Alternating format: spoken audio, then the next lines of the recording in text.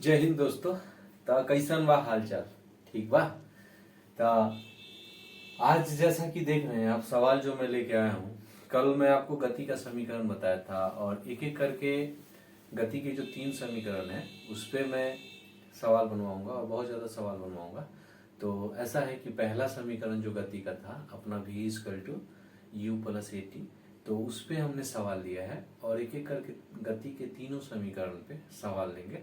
तो गति के समीकरण का अगर वीडियो देखना हो तो आपको इसमें डिस्क्रिप्शन बॉक्स में लिंक मिल जाएगा, तो आप देख लीजिएगा। तो सवाल आते हैं जैसा कि लिखा हुआ है कि एक ट्रॉली विरामावस्था से 2 मीटर प्रति सेकेंड स्क्वायर के त्वरण से गतिमान होती है, तो 4 सेकेंड के बाद उसका वेग क्या होगा।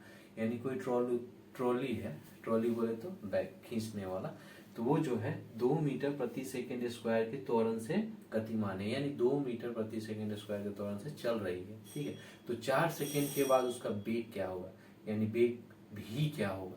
ठीक है, तो मैं आपको कल बताया था कि जो गति का समीकरण होता है तो वहां पे क्या होता है, इसमें क्या क्या दिया है। सबसे पहले हम यही देखेंगे कि इसमें क्या क्या गिवन है और क्या निकालना है। तो हमें तो ए दिया है, यहाँ पे ए दिख रहा है आपको, तो ए बोले तो क्या होता है, त्वरण होता है।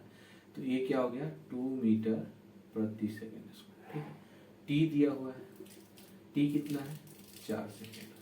ठीक है, यहाँ पे हमें u भी दिया हुआ है और v निकालना है। अब u कहाँ दिया हो, तो u कहाँ दिया है, तो यही चीज होता है कि जब भी फिजिक्स का न्यूमेरिकल आता है तो होता क्या है कि इसमें लिखा होता है, बस हमें थोड़ा ध्यान से पढ़ना होता है।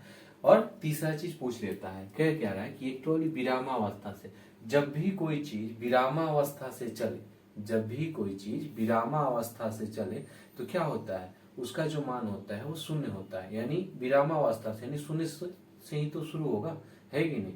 तो विरामावस्था, तो u हमारा यहाँ पे क्या हो गया, शून्य हो गया।